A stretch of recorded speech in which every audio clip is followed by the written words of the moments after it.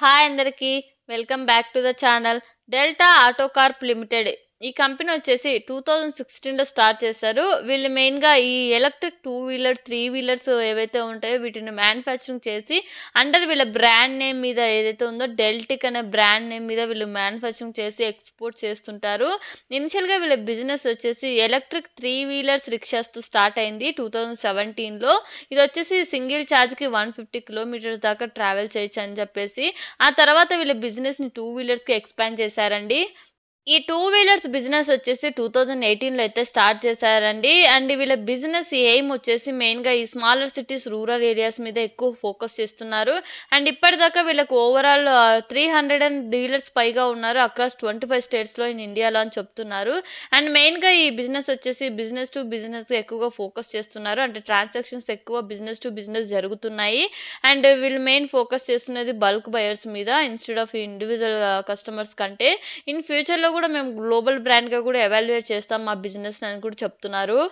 ఈ company manufacturing చేసే product name వచ్చేసి electric two wheeler scooters, electric three wheeler rickshaws, electric three wheeler loaders and దీంతో సహా electric three wheeler garbage carts. ఇవన్నీ మీకు స్క్రీన్లో నేను చూపిస్తానండి. అండ్ వీటితో పాటుగా వీటికి కావాల్సిన టూ వీలర్ త్రీ వీలర్ వెహికల్స్కి కావాల్సిన స్పేర్ పార్ట్స్ అండ్ యాక్సెసరీస్ కూడా వీళ్ళు సెల్ చేస్తారంట.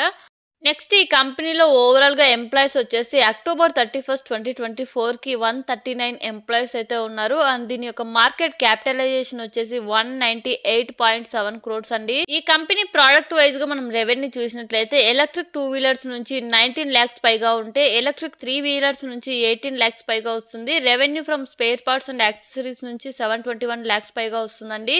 అండ్ మిగతా ఇయర్స్ లో కూడా మీరు స్క్రీన్ లో అబ్జర్వ్ చేయొచ్చు. మీరు స్క్రీన్లో చూసినట్లయితే వీళ్ళకి బిజినెస్ టు బిజినెస్ ఎక్కువ సేల్స్ అయితే జరుగుతున్నట్టు మనకు అర్థమవుతుంది. నెక్స్ట్ ఫినాన్షియల్స్ ఇన్ఫర్మేషన్ విషయానికి వస్తే 23లో 8,000 lakhs పైగా ఉంటే 24కి అది 8,100 lakhsకి ఇంక్రీజ్ అయిందండి. ప్యాట్ చూసుకున్నట్లయితే 500 lakhs ఉంటే 23లో 24కి అది 822 lakhsకి ఇంక్రీజ్ అయింది. అండ్ అసెట్స్ రెవెన్యూ ప్యాట్ అయితే ఇంక్రీజ్ అయితే వస్తున్నాయండి. అండ్ దీంతో పాటుగా వీళ్ళ లోన్స్ కూడా ఇయర్ ఆన్ ఇయర్ ఇంక్రీజ్ అయితే వస్తున్నాయి. నెక్స్ట్ వచ్చేసి ఈ కంపెనీ మ్యానుఫ్యాక్చరింగ్ చేసే ఎలక్ట్రిక్ వెహికల్స్ మీద కొన్ని కేసెస్ అయితే నడుస్తున్నాయండి. అవేంటో నీకు వన్ బై వన్ ఎక్స్ప్లెయిన్ చేస్తాను. ఇందులో ఫస్ట్ కేసు వచ్చేసి ఈ కంపెనీ యొక్క డీలర్స్ ఎవరైతే ఉంటారో సుప్రీం ఎలక్ట్రిక్ స్కూటర్స్ వీళ్ళ దగ్గర నుంచి షాకిల్ అహ్మద్ అనే ఆయన ఎలక్ట్రిక్ స్కూటర్ని పర్చేస్ చేశారంట 83,200కి. ఆ తర్వాత వీళ్ళకి టెక్నికల్ ఇష్యూస్ రావడంతో కంప్లైంట్ రైజ్ చేశారంట. బట్ కంపెనీ కానీ డీలర్స్ కానీ ఎలాంటి రెస్పాండ్ ఇవ్వలేదంట. సో ఈయన వచ్చేసి కేసు ఫైల్ చేశారు.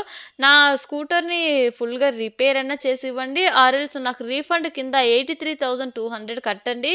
దాంతోపాటు 1 lakh రూపీస్ నాకు మెంటల్గా డిస్టర్బ్ అయినందుకు 1 lakh రూపీస్ అండ్ 20,000 లీగల్ కాస్ట్కి నాకు మొత్తం ఓవరాల్గా పే చేయండి అని చెప్పేసి కేసు అయితే ఫైల్ చేశారు. బట్ ఈ కేసు ఇంకా హియరింగ్లోనే ఉంది. నెక్స్ట్ ఈ కంపెనీ యొక్క ఆథరైజ్డ్ డీలర్ ఎవరైతే ఉన్నారో స్వెడా మోటార్స్ వీళ్ళ దగ్గర నుంచి ఒక పర్సన్ అయితే ఎలక్ట్రిక్ స్కూటర్ని అయితే 70,000కి పర్చేస్ చేశారంట. ఆ తర్వాత ఆ స్కూటర్ ఎక్స్ప్లోడెడ్ అవ్వడం ఫైర్ రావడం వల్ల వాళ్ళ ప్రాపర్టీ అయితే డ్యామేజ్ అయిందంట. సో ఆ ప్రాపర్టీ డ్యామేజ్ అయినందుకు 6,30,000 లీగల్ కాస్ట్ 50,000 అండ్ ఇంకా 1 lakh ఫర్ మెంటల్ డిస్టర్బెన్స్కి ఇవంతా అమౌంట్ మాకు పే చేయాలని చెప్పేసి కేసు అయితే ఫైల్ చేశారు. నెక్స్ట్ ఈ కంపెనీకి సంబంధించిన ట్యాక్స్ రిలేటెడ్ కూడా ఒక కేసు అయితే ఫైల్ అయిందండి. డిప్యూటీ కమిషనర్ ఆఫ్ కస్టమర్స్ అంటే గవర్నమెంట్ అఫీషియల్స్ నుంచి వీళ్ళకి లెటర్ అయితే సెండ్ చేశారు. ఇది వచ్చేసి ఈ స్కూటర్స్ని మ్యానుఫ్యాక్చరింగ్ చేయడానికి కావాల్సిన మేకింగ్ పార్ట్స్ ఏవైతే ఉంటాయో అవి 5% ట్యాక్స్ రేట్ కింద వీళ్ళు ట్యాక్స్ పే చేస్తున్నారు. బట్ 28% కింద వీళ్ళు ట్యాక్స్ రేట్ పే చేయాలని చెప్పేసి చెప్తున్నారు. బట్ ఈ డెల్టా వచ్చేసి యాక్సెప్ట్ చేయలేదండి. దీనికి తగ్గట్టుగా వీళ్ళు రివర్స్ అయితే కేసు ఫైల్ చేశారు. సో ఇది వచ్చేసి మా మేకింగ్ పార్ట్స్ వచ్చేసి 5% ట్యాక్స్ రేట్ కింద వస్తాయి. ఫుల్గా మేము ఈ స్కూటర్స్ మ్యానుఫ్యాక్చరింగ్ కోసమే యూజ్ చేస్తున్నాం అనేసి చెప్తున్నారు. ఈ కేసెస్ మీద కూడా ఇంకా ఏం అప్డేట్ లేదండి. హియరింగ్ ప్రాసెస్లోనే ఉంది. ఓవరాల్గా ఈ లిటిగేషన్స్ మీద వీళ్ళు ఏం డిసిషన్ తీసుకుంటారు అనేది మనం long term point of view ఖచ్చితంగా మనం కన్సిడర్ చేయాలి. బికాజ్ ఈ ప్రోడక్ట్ మీద ఎక్కువ ఇష్యూస్ ఉన్నాయి కాబట్టి ఈ స్కూటర్స్ మీద. సో దీని మీద వాళ్ళు తీసుకునే డిసిషన్ బట్టి వాళ్ళ బిజినెస్ మీద కూడా ఇంపాక్ట్ పడే అవకాశం కూడా ఎక్కువనే ఉంటుంది.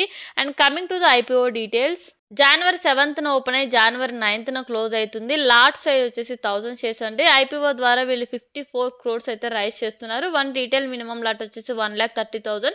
మిగతా డీటెయిల్ మీ స్క్రీన్లో అబ్జర్వ్ చేయొచ్చు.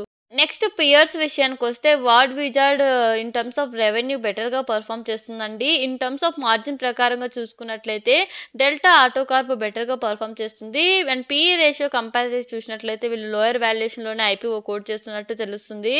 And as of now grey market premium అయితే 42% అయితే మెయింటైన్ అవుతుందండి. ఇది చేంజ్ కూడా అవ్వచ్చు.